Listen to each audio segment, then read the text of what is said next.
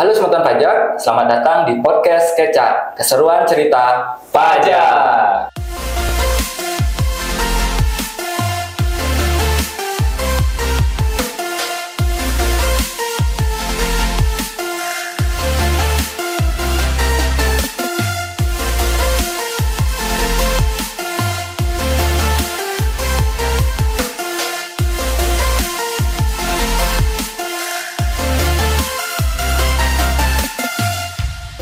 Baik, masuk mana Mas tadi? Ya. Jadi Sobat Pajak tadi sudah dijelaskan, maka mungkin sekarang kita lebih mendalam lagi. Nah, lebih teknis ya. Ya teknis gitu ya, perhitungan pajaknya intinya nih. Nah, ini ya. Nah, tarif untuk PPh final pada 2 persewaan tanah dan atau bangunan itu berapa nih Mas Sukman? Mungkin bisa jelaskan Mas Sukman. Jadi memang tarifnya itu single tarif ya. Single tarif. Ya di PP 34 2017 itu tarifnya adalah 10%. Sampai saat ini tidak berubah. Ya, betul, 10% dari jumlah bruto nilai persewaan tanah dan atau bangunan dan sifatnya final. Final itu Ya. maksudnya gimana, Mas? Ya, final itu maksudnya dia ya yang bagi yang dipotong PPh finalnya, maka penghasilannya itu ya, bukti potongnya itu bukan menjadi kredit pajak. Iya. Jadi tidak akan menjadi kredit pajak yang bisa menjadi pengurang dari pajak yang terhutang. Ya, itu menjadi penghasilan yang bersifat final, sudah selesai pada saat dia di awal sudah dikenakan dipotong, itu berarti sudah selesai kewajiban perpajakannya, sudah final ya, seperti itu. Itu untuk tarif ya. Kemudian sekarang kita beranjak ke dasar pengenaan pajaknya nih, ya kan? DPP-nya berapa sih? Tadi kan tarifnya 10%. Kita kenakan atas apa ya? Dasar pengenaan pajaknya adalah jumlah bruto dari seluruh nilai sewa ya, yang dibayarkan atau yang diakui hutang oleh si penyewa. Jadi yang dibayarkan atau yang diakui hutang oleh penyewa dengan nama dan dalam bentuk apapun gitu ya. Yang ditagih oleh penyewa, yang berkaitan dengan tentunya persewaan tanah atau bangunan. Baik itu misalnya perawatan, biaya perawatan, dan biaya pemeliharaan, biaya layanan gitu ya. Dan juga fasilitas umum lainnya misalnya.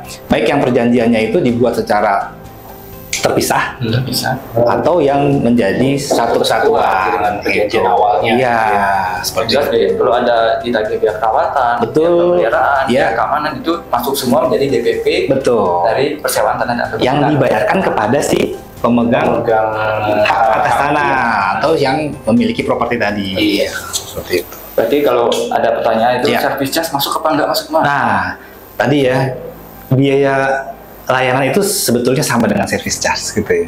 Jadi biaya layanan itu adalah biaya yang disebut dengan service charge. Kalau service charge itu adalah balas jasa ya, yang menyebabkan ruangan yang disewa itu sesuai dengan tujuan dari penghuninya gitu. Jadi nanti penghuni bisa nyaman ya. Terkait dengan biaya kebersihan ya, keamanan ya.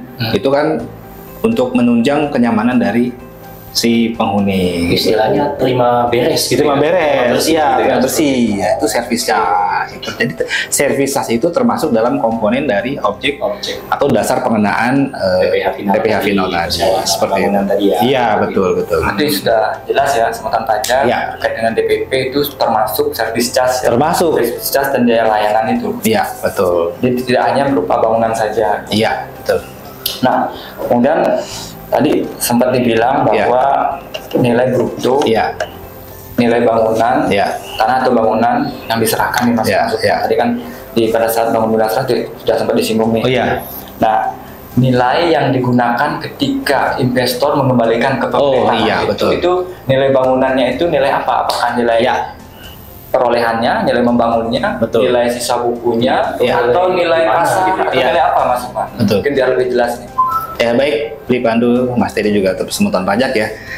Tadi kan ada nilai bangunan yang menjadi objek sewa tanah dan bangunan. Maka DPP-nya adalah nilai yang tertinggi, yang mana yang lebih tinggi antara nilai pasar dengan nilai jual objek pajak yang tercantum dalam SPPT PBB ya. Nah, yang dimaksud dengan nilai pasar adalah estimasi ya, nilai estimasi ya apabila dari sejumlah uang yang akan diperoleh oleh si pemilik tanah tadi apabila aset itu ditukar atau dijual kepada pihak yang independen, ya. Artinya tanpa ada ikatan, tanpa ada hubungan istimewa. Betul. Jadi bisa dibilang itu harga pasar wajar. Nggak suka-suka gitu. Iya, nggak suka-suka. Misalnya kalau saya beli pandu saudara kandung, ya kan? Saya jual tanah pasti harganya harga spesial ya. Harga khusus ya. Harga saudara ya. Itu harus dicek lagi harganya itu gimana. Kalau harga kita kalau jual ke pihak lain bagaimana ya? Harus dibandingkan. Ya, kalau kita jual ke pihak lain lebih tinggi atau disesuaikan dengan yang ada di pasar, maka kita mengacu ke itu. Bukan yang nilai kesepakatan antara kakak dan adik tadi ya, gitu ya, seperti itu. Jadi poin yang saya tangkap nih Mas Sukmani, silakan dikoreksi kalau keliru ya. Jadi terkait dengan nilai bangunan, jika penyerahan itu yang digunakan nilai yang lebih tinggi yang mana antara nilai NJOP dan nilai pasar ya. Pasar. Mana kalau misalnya NJOP-nya lebih tinggi, ya NJOP. Betul. Kalau nilai pasarnya ternyata lebih tinggi dari NJOP, berarti yang digunakan sebagai DPP-nya adalah nilai pasar. Betul sekali. Ya. Baik, kesempatan pajak tadi Mas Sukma dan Mas Teddy sudah menjelaskan tentang tarif dan DPP dari PPH Final Rakyat 2 atas persewaan tanah dan bangunan. Nah, selanjutnya mungkin kita akan membahas, ketika ada sewa menyewa, ada penyewa, ada pemberi sewa. Nah, untuk kewajiban pemotongan PPH finalnya, ini siapa nih Mas Teddy? Siapa yang wajib membuat bukti potong? Nah, baik beli pandu dan pemotongan pajak semua. Tadi kan kita sudah berbicara definisi, kemudian tarif dan juga nilai gitu ya menjadi DPP-nya ya, DPP seperti itu. Nah, sekarang kita berbicara siapa sih yang berkewajiban untuk melakukan pemotongannya, seperti itu, pemotongan dan juga pembayarannya. Nah, yang menjadi pemotong PPH 4 ayat 2 atas persewaan tanah dan atau bangunan adalah penyewa gitu ya. Perlu juga garis bawah di sini yang besar itu penyewa yang bertindak atau ditunjuk sebagai pemotong pajak. Pemotong pajak penghasilan dengan ketentuan gitu ya. Pemotong pajak itu meliputi badan pemerintah, subjek pajak badan dalam negeri, kemudian penyelenggara kegiatan, bentuk usaha tetap atau permanent establishment gitu, kemudian kerjasama operasi gitu ya, kemudian perwakilan perusahaan luar negeri lainnya, dan orang pribadi yang sebagai wajib pajak dalam negeri yang melakukan kegiatan usaha dan atau pekerjaan bebas. Nah, terkait orang pribadi yang ditunjuk ini itu diatur dalam Pers 11 ya, atau yang baru ya, yang baru, bahwa orang pribadi itu yang ditunjuk sebagai pemotong pajak adalah orang pribadi yang menjalankan kegiatan usaha pekerjaan bebas, yang menjalankan pekerjaan bebas, dan juga orang pribadi yang menjalankan kegiatan usaha dan menjalankan pembukuan dan yang menjalankan pembukuan seperti itu. Jadi apabila orang pribadinya itu terkait dengan dua hal tadi dan menjalankan pembukuan, itu ditunjuk sebagai pemotong pajak. Jadi misalnya begini, ada orang pribadi gitu, sama-sama pribadi nih, satu seperti tadi punya lahan gitu ya, satunya punya duit sebagai investor gitu, seperti itu. Nah, kemudian membangun bangunan, kemudian juga nanti ada pembayaran kompensasi seperti itu gitu ya kepada pihak yang punya lahan dari yang mengelola gitu, seperti itu. Nah, dua-duanya ini apabila memang yang ditunjuk sebagai pemotong kan yang adalah yang penyewanya nih ya, berarti yang investornya ini yang membayarkan gitu kan, yang membayarkan PPH membayarkan sewa kepada pemilik lahan. Nah, yang membayarkan ini itu bertindak sebagai pemotong pajak. Nah, apabila yang bersangkutan ini yang investor ini adalah orang pribadi yang melakukan pekerjaan bebas atau yang melakukan kegiatan usaha dan yang menjalankan pembukuan, itu sesuai amanat Pers 11 itu ditunjuk sebagai pemotong pajak. Jadi nanti atas kompensasi yang setiap bulan, misalnya perjanjiannya setiap bulan tuh dibayarkan berapa, misalnya nilainya ada 100 juta. Dari 100 juta DPP-nya itu si orang pribadi yang menyewa ini karena ditunjuk sebagai pemotong pajak harus melakukan pemotongan PPH final ayat 2-nya 10% dari 100 juta sebesar 10 juta. Seperti itu. Jadi poin yang saya tangkap nih, mungkin dan tidak salah, ada bukan hanya badan yang ditunjuk sebagai pemotong. Dalam hal ini ketika sudah ada terbit Pers 11 kemarin, orang pribadi yang pekerjaan bebas, kemudian ada orang pribadi yang menjalankan usaha, dan poin pentingnya yang menyerahkan pembukuan agar ditunjuk sebagai pemotong pajak ya, PPh atas persewaan tanah dan bangunan.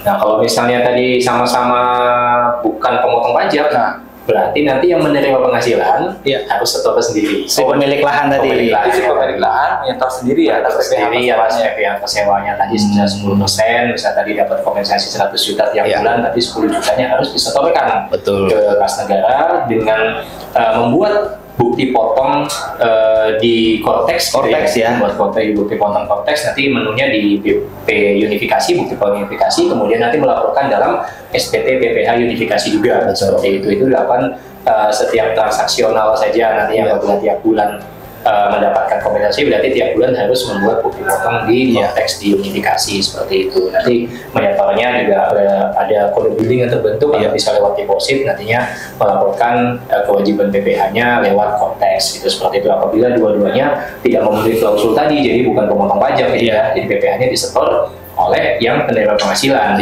seperti itu.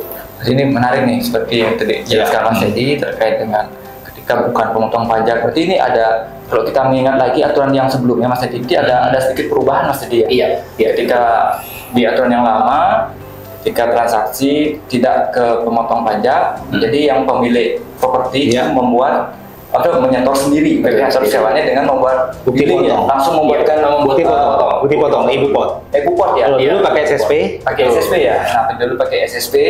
Nah, ternyata sekarang ketika sudah berlaku Kortex, ternyata orang pribadi tersebut tidak bisa hanya membuat SSP ya, mungkin tidak bisa lagi langsung buat billing ya, harus buat dulu ibu potnya, bukti potongnya dulu, self payment ya. Ketika sudah draft SPT sudah terbentuk, baru bisa bayar dan lapor ya, baru kemudian billingnya terbentuk. Nah itu sembunyian pajak mungkin bisa menjadi catatan sembunyian pajak di ketentuan Kortex terbaru, itu tidak bisa langsung membuatkan SSP ya, seperti yang di aplikasi DJP online ya. Jadi harus buatkan bukti potong dulu, baru akan terbentuk billingnya. Karena di menu untuk pembayaran pembuatan billing di Kortex itu tidak ada menu persewaan, kode billing persewaan tidak ada, adanya kode billing pengalihan.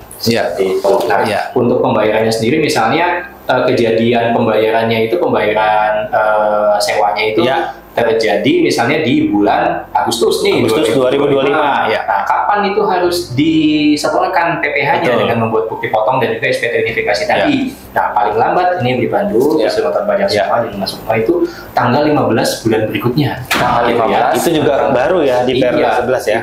Sebelumnya tanggal 10 ya. Sebelumnya tanggal 10, sekarang tanggal 15 bulan berikutnya, dan juga nanti dilaporkan sebelum tanggal 20 bulan berikutnya, begitu. Jadi mungkin catatan pentingnya ketika ada transaksi persewaan itu PPh finalnya harus disetor paling lambat tanggal 15 bulan berikutnya. Dan pelaporan SPT-nya itu paling lambat tanggal 20 ya. 20 bulan berikutnya. Ada jeda 5 hari selisih dengan pembayaran. Baik, Sembunyian Pajak, tadi kita dari awal sudah kita coba diskusikan, obrolkan dari ruang lingkup objek pajak PPh persewaan tanah dan bangunan, kemudian tadi DPP-nya juga sudah dijelaskan, kemudian yang dikecualikan juga sudah, tarif juga sudah. Nah, kemudian yang ditunjuk sebagai pemotong itu siapa, pembayarannya kapan terakhir, lapornya seperti apa. Cukup komprehensif lah tadi penjelasannya. Mudah-mudahan cukup ya. Mudah-mudahan bisa lebih jelas lagi, lebih paham lagi ya Sembunyian Pajak ya. Mungkin perlu diingatkan tentang aktivasi ya segera ya. Untuk Sembunyian Pajak yang belum aktivasi akun Kortex ya, silakan segera melakukan aktivasi ya, sehingga nanti pada saat laporan SPT tahunan yang akan diselenggarakan di tahun depan ya, di Maret dan April itu bisa sudah dengan mulus masuk ke Kortex. Iya, seperti itu. Jadi ada 2 aktivasi akun Kortex. Yang pertama nanti bisa melalui Kortex djp.pajak.go.id, kemudian nanti silakan masuk ke menu aktivasi akun wajib pajak. Seperti itu. Kemudian yang kedua, setelah selesai aktivasi, jangan lupa untuk mendaftarkan paspresnya. Betul. Kode otorisasi untuk tanda tangan elektronik seperti itu. Jadi kalau misalnya memang masih ada kesulitan, itu bisa kemana? Silakan ke KPP terdekat aja ya, teman-teman ya. Silakan KPP terdekat. Jadi tidak harus ke KPP terdekat. Betul ya. Kalau misalnya bekerja di Denpasar, pendaftarnya di Sinar aja. Mungkin kantor pajak di Denpasar mungkin bisa membantu. Baik, tanpa terasa kita sudah hampir 1 jam nih Mas Sukma dan Mas Teddy berbincang-bincang terkait dengan PPh persewaan atas tanah dan bangunan. Kami mohon pamit, mohon undur diri. Pajak tumbuh, Indonesia tangguh. Terima kasih Senggoton Pajak.